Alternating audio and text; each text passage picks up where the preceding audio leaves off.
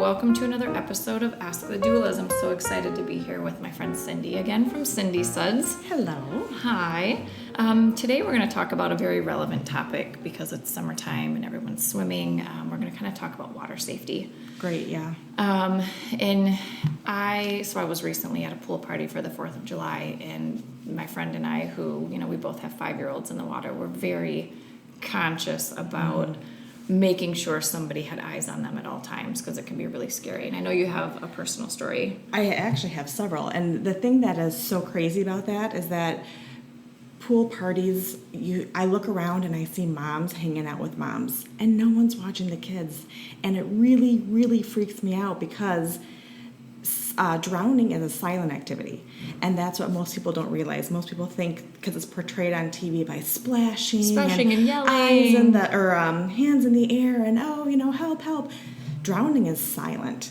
And I've witnessed several near drownings just with my own family, friends, things like that. And it's something that will stick with you forever once you see it initially. It first started out when I was growing up.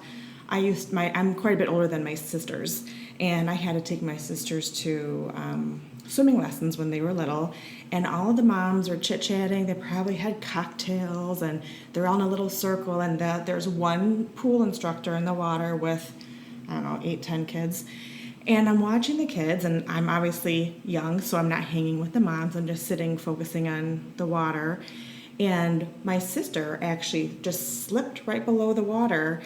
The pool instructor had her back to her. The other moms were happy doing their little mom chit-chat. And I just remember my sister's eyes boring into my eyes as she's From under the water, slipping slowly under the water. And it took a second, and I'm like, there's nobody that's around. No one's paying attention.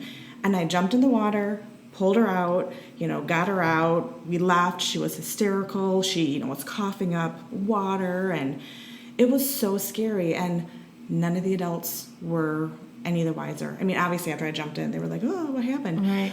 No one saw it because it's so silent and it's so quick, and it happens in a blink of an eye. And if you're visiting with your girlfriends or any kind of distraction, like we all are, you could miss something that could potentially be such a tragic incident. So, did your sister ever go back to swim lessons, or was she scared? She did, but it took, some convincing, obviously, and she was scared to death because she was trusting that people were going to watch her. She's little. She didn't know, How old was she at the time? I want to say she was probably around your daughter's age. 5-ish? 5 or 6. Yeah, 5 or 6. And so, she may have, maybe a little bit younger, but right around that age, And so it was just that image just burned into my mind. I can tell you can still see it. Yeah, I can visualize it. It's right there. And this was not 40 years ago. Okay, this would have been, how old is she? This would have been at least 30 years ago, and it's just something that is seared in my mind. Mm-hmm. And then it happened with our own kids, when we were taking them to pool instruction lessons. You turn your back for a second, and there's one instructor with a bunch of kids. They can't possibly watch all the kids, and kids are funny. They're being, what if I let go and then hang on? Then what if I let go and hang on? Same thing happened with one of our kids, just kind of doing that quick slip below the water. But because their hands are right near the edge, it was super easy to reach down and pull them up. But the whole point is that moms, we have to be aware that drowning is silent, and you have to have your eyes on your kids all the time. Even when they're older, if you're in a lake waves and undertows and rip currents, they are a very real phenomenon. And just because you have older kids, that doesn't give you the license to just all of a sudden just mind your own business and hang out with your friends. You've got to treat water safety with such high regard all the time, no matter how old your kids are, no matter how great of a swimmer they are. It's something that is it's such a scary potential that you have to have your brain on all the time. You've got to have your eyes focused on your kids. If you are with girlfriends, that's fine. Just don't look at them when you're talking. Just watch the water. You can still visit, but you've got to have your eyes on your kids, and that's just something that I learned, unfortunately, early on, just with the experience that I had with my own sister. Yeah, I heard, I don't know if it was an article I read or a podcast I listened to, a gal had a similar circumstance where her child actually did, like, to the point of, like, resuscitation. Oh, gosh. She is adamant about, water safety, teaching kids to swim, but also if you're having a party, you hire a lifeguard. Whether that's a Awesome 14-year-old idea. kid from down the road, somebody whose job is to watch. I know there's 5 kids in this pool. I'm going to count 5 heads all the time. Continually, you're making that count all the time. And I thought that was such a brilliant Yes. idea. Even this 4th of July party where there's only 3 kids in the water, you think it's easy to manage. And I was very adamant, like I said, about either I was in the pool with the kids or the dads were in the pool. Somebody was always in there with them watching them. Right.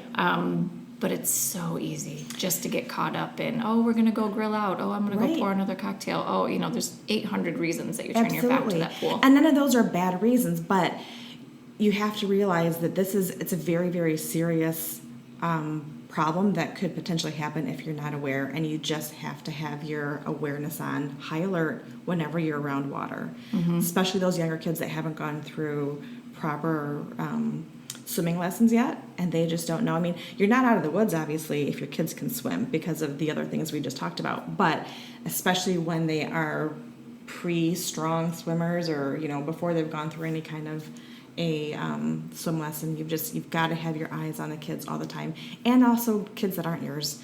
I've been at the beach before, too, where I've grabbed little kids right off of a wave that toppled them, and they were just continually spinning and spinning. I've pulled them up, looked around, where's mom? I've done the same thing at the beach. Yeah.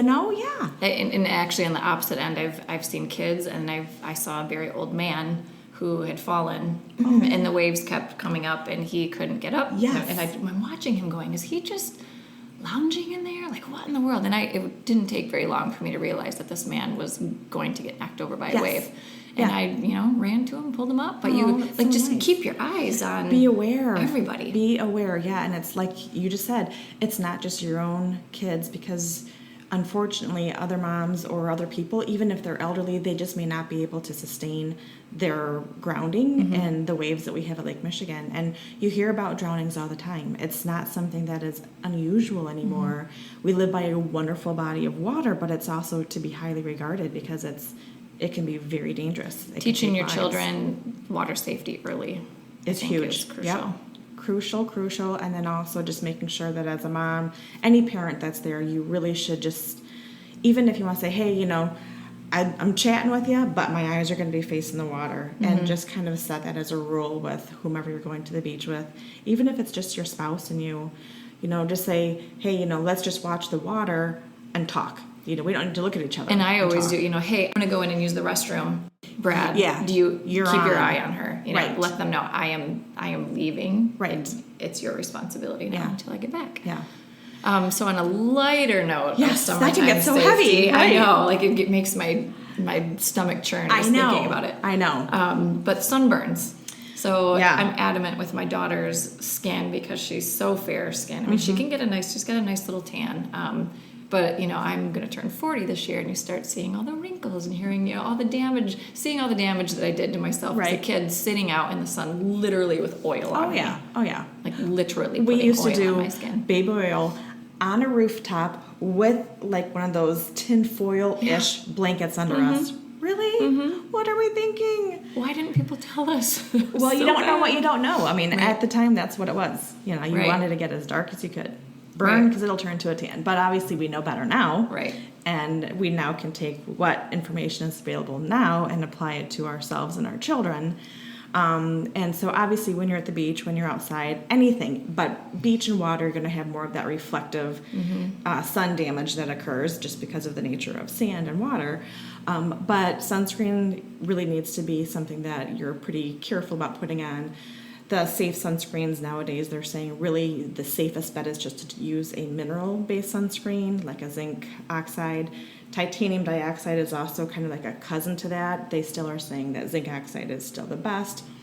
So just read labels, kind of see what you're putting on. The disadvantage... I think, too, is zinc oxide. It's hard because you don't want to look white. Sometimes it makes your skin look purple.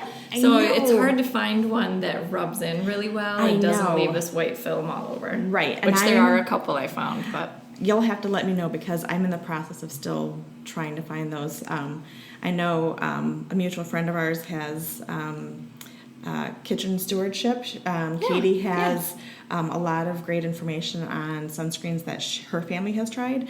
So we're going through some of those now to try them on our family to see if they work for our family. They're probably on her list. In fact, I think they are. Okay, perfect. Yeah. So we've gone through several of those, but even just over the 4th of July, my kids were freaking out because I only had brought the zinc oxide, and they're like, we're white, we can't rub it in.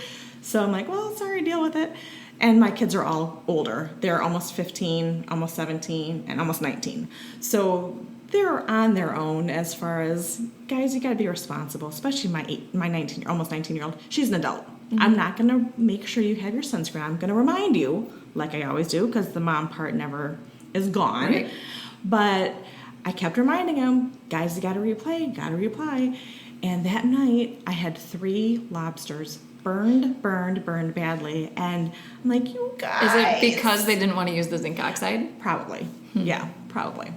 But they did say they reapplied. But when you're in the water, you do need to reapply. And it is something that you're constantly doing. You dry off with a towel. That mechanical action of towel on skin pulls off the sunscreen. So it is something that you do need to be conscientious of reapplying all day long. Plus, we were outside from 10 a.m. till 10 p.m. It's the 4th of July. So there were many factors. Finding some shade in the midst of a long day like that, too, is key. It is key.